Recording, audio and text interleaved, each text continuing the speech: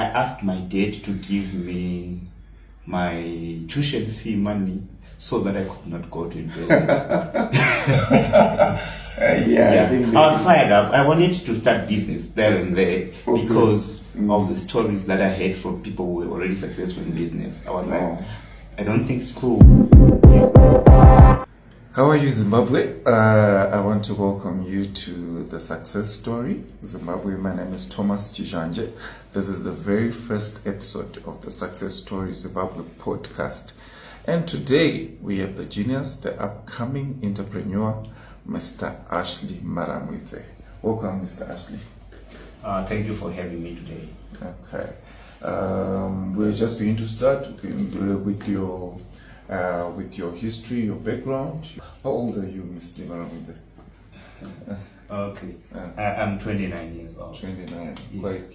Quite young. Okay. What program did you study? Which school did you go to?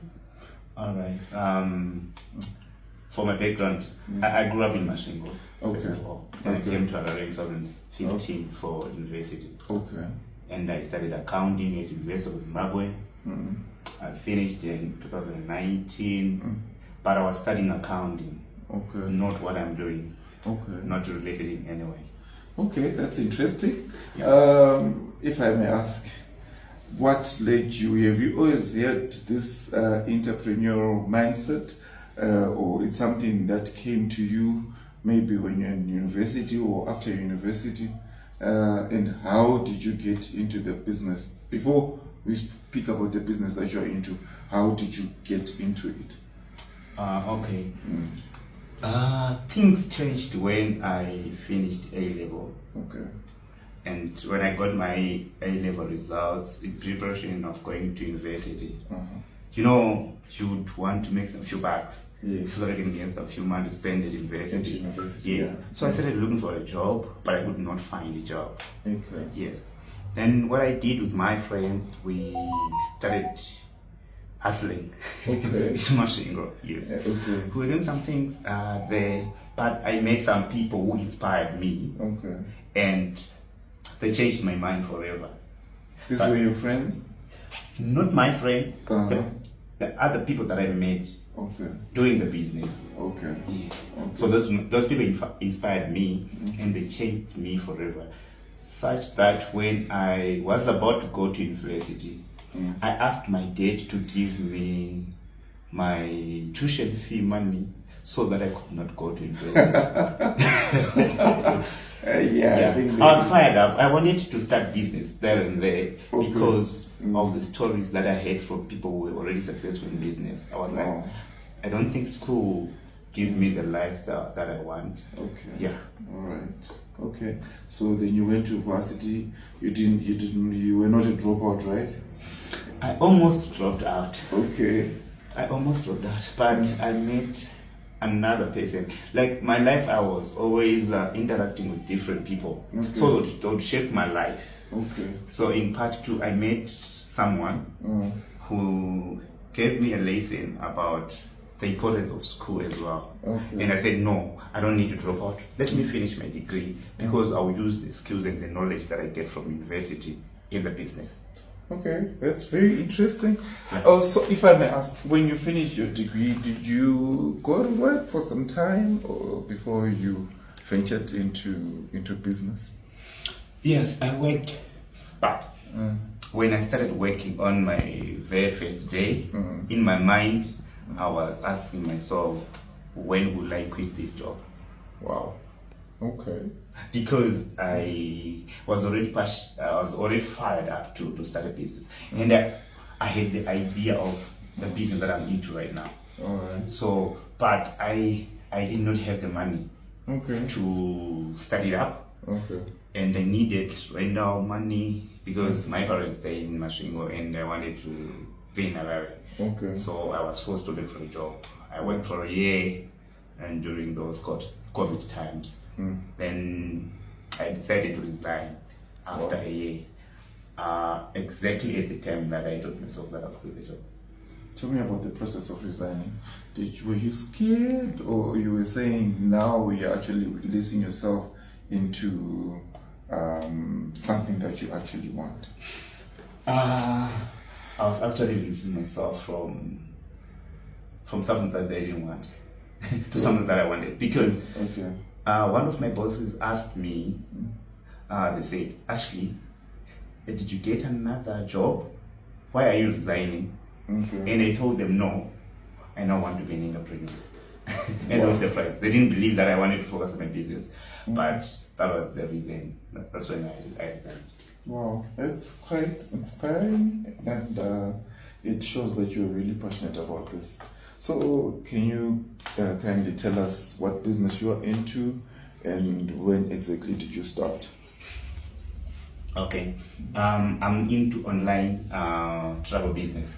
Okay. For holiday accommodation, car rentals, and also co-hosting for the self-catering accommodation, like the guest houses. I manage people's guest houses, and I'm also a consultant to those who want to start. I can help them from setting up, running it, managing everything, human resources and amenities, guests, online bookings, all sorts of things. But we have got our own system that we've been working on since I started. So yeah, that's the business that I'm in. So and I started, sorry, I didn't answer the other part. I started in 2019. Around June, July. Okay. Yeah. So you're into travel and accommodation and car rental solutions. So in this, you are which niche are you? Is it broad or there's a specific niche that you're focusing on? All right. Now I'm not trying to diversify, but it started as a niche business because I was only focused on self-catering accommodation, and how it started is actually very funny. Okay, tell me. Because I didn't thought that I would end up doing this. Okay. Yeah. So when I was about to go for graduation day, I started looking for an Airbnb to rent out for my parents. Okay. Yes. But then I thought to myself, no man, there could be someone else who might want an Airbnb. And I started marketing to my classmates, saying, guys, if you want someone to stay with your parents for the graduation, come. But I was now posting everywhere. Okay. So later on, because I was posting on Facebook, people started looking for me, looking for accommodation to go to Nyanga, to Vic Falls. That's when I then said, no, this can be a business. Alright. But besides that, I was also doing some other business because I was already inspired to do business. But I then decided to stop those ones and to now focus on this one. Wow. Okay. Yes. So with the economic environment of Zimbabwe and the situations that we are facing, how are you managing as a young entrepreneur and in the challenges that are even affecting big businesses in the nation?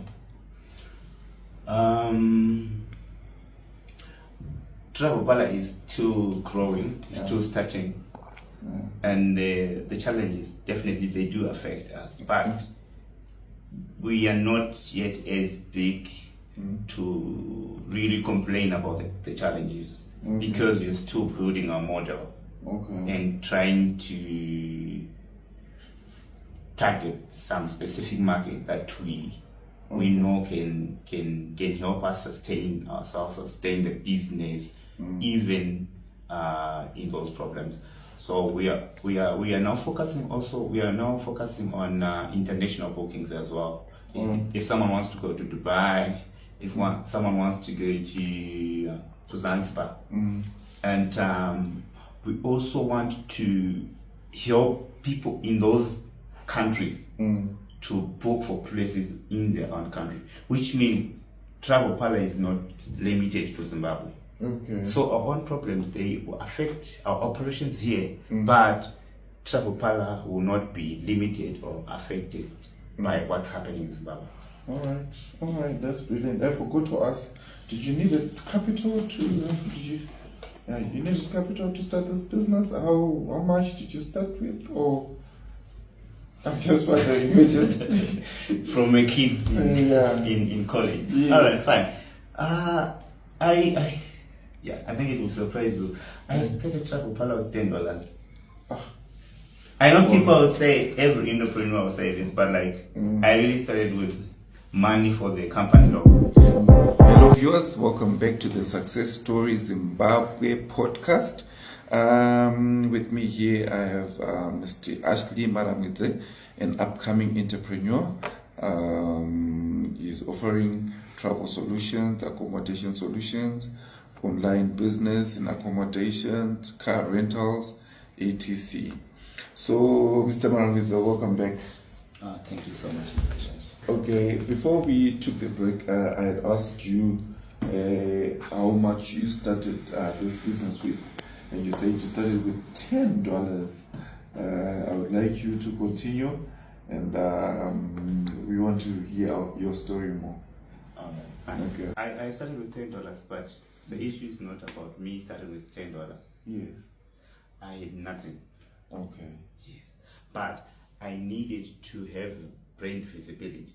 Okay. So I approached a very good designer who did my logo. Because I was someone who would read about business and all that. And I wanted to present Travel Pala as a proper company. Okay. So I want to create a very good social media page with a very good logo. So I had to sacrifice $10 from the money that I had for food and create a logo. That's what I used at it, $10. Okay. Yes. All right. But also, it was for branding, so that you can get your brand out there. Yes. That is what you meant by $10. Okay. Yes. No, that's fine. Is someone, a young person, maybe in college, or that someone who's interested in starting a business, what advice would you give them? All right. I would tell someone who is thinking of starting a business, or a young person, to keep on dreaming. Okay. Because entrepreneurship is about dreaming every day. Okay. You'll be thinking about new ideas. You'll be imagining things. You'll be inspired to want to create something that creates value. All right. Especially if you're coming from a background like me, where you have not had any family members who is in business. Okay. It's like you're coming from the dark. Okay. You don't even know what's possible. Okay. So you'll be thinking out loud. You'll be dreaming. You'll be imagining every day. Okay. What if I sell fruits? Okay. Can I get money out of it? Okay. And you'd say, how do I start? But then you sell and you get few bucks. The moment you get your first revenue, I'll tell you, you will never stop. Okay. Yes. So I would tell someone who is young to keep on dreaming and to try it out, to take the leap of faith of trying it out. They will only figure it out that it works when they've started. All right. Yeah. So, listening to your story and to what you're telling me, it's more your inspiration comes when you find profit in the business. Some I've been listening to other maybe global entrepreneurs who keep saying you should you should solve a problem, and their inspiration is to solve a problem. Their inspiration is to change the world. Your inspiration, is it also linked to that, or it's in the idea that I've sold something and I've gotten profit, so now I need to sell something bigger? Or can you? All right. My inspiration is a combination of different things. Firstly, is to have a sense of achievement. Okay. I want to build something of value and to see it growing or impacting people's lives. But then, for it to be sustainable, you need to make money out of it. No matter how much inspiration you have, if it doesn't give you a bit of money to take care of yourself or to keep that idea growing or going, you will be discouraged and frustrated. Yes, frustrated. So it's a combination of things. Firstly, I'm motivated by the sense of achievement, but it's not enough. Okay. Yes.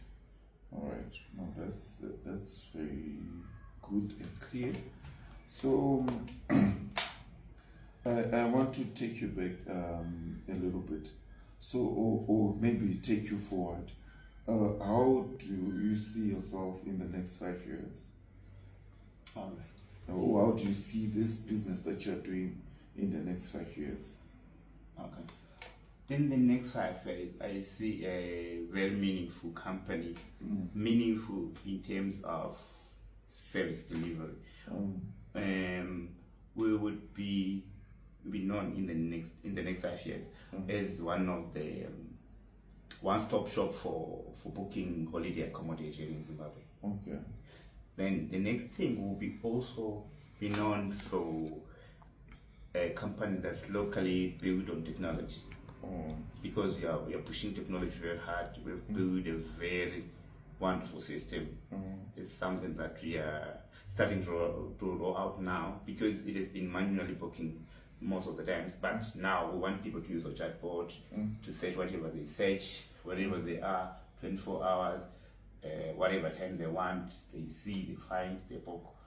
So we also want to have that kind of impact in the next 5 years, and also to create some employment to a number of people. Like every day I receive some messages from students who are looking for attachments, which means also those students would look for a job when they're done. Also want to create employment to those people. Wonderful. Yes, and also to create a company locally that can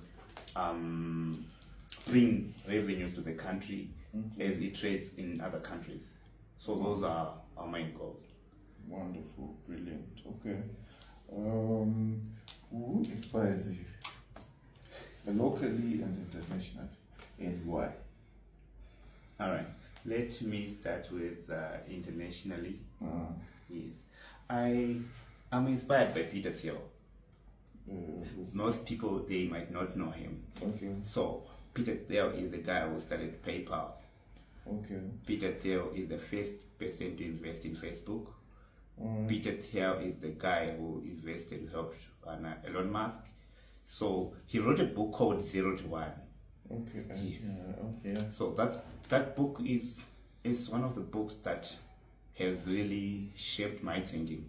Okay. Because of the concept that it speaks of. What is the main concept of the book? Okay. The main concept of the book is about creating a monopoly. You need to create a company that captures much of the value in the market. Something that can outcompete, something that is unique, something that is not easily repeatable by another person. So that is the main idea behind the book 0 to 1. Wow. Okay, so yes. Peter Thiel, that's international, that's your role model. What about local? Role model. I don't know if I've got a role model. I've got so many people that is but I would not mind saying Peter Thiel is my role model. Okay. Because I believe in so much what he does. Then locally, I read a lot about what Strive Masiwa posts on Facebook. Okay. Since he started posting, I've gone through whatever he has posted on Facebook. So the reason why I read about Strive Masiwa locally, I think it's because he's the only person who writes a lot, who has got so much material out there that we can read about business, and also he speaks about some basic entrepreneurial principles. Okay. Yeah, as a young entrepreneur, you should want to learn as much as you can about how to start, how to grow. So you'll be searching everywhere to find some insights on how can I do this, how can I do that, how can I think of an idea. Do you know, like, thinking of an idea itself before you even start is a very big thing that you'd want to research about. Yes. So I would say it's Strive Masiwa. Strive Masiwa and Peter Thiel. Yes. No, that's to wrap it up. Can you give us your last words? what would you like to say to people out there? Any last words, any words of wisdom, anything that also inspires you, that boosts? I know you've spoken about a lot of things, but maybe in summary, what can you close this interview? Like the last words that we can have from you, Mr. Maramwidze. All right. My last words to the viewers is, as we have started the year, whatever idea that you're thinking of starting, I want you to go and start it. Wow. No matter the lesson that you learned, I want you to embrace them and improve on them. Wow. Thank you so much, Mr. Maramwidze. I wish you the best in your businesses, and also it's very encouraging to see young people like you also wanting to do business in the right way, because most of us we are now trying to get quick deals. How can I do this? How can I even steal? There's so many. So I think it's a good thing, and it's a good sign to see that there are still young people out there that want to make an honest living with, and also want to build big empires. So thank you so much for coming, and we wish you all the best. Thank you, and also for the honor to have me as the first. Yes, you are the first guest. we are much honored, and Mr. Maramwidze was our first guest here on Success Stories Zimbabwe podcast, and we're going to be having more episodes, and we're going to be inviting more influential people, and also people that can motivate Zimbabweans and people across the world in their success stories. So from me, Thomas Chijanje, the crew behind Mr. Njiva, and Mr. Ashley Maramwidze, it's goodbye.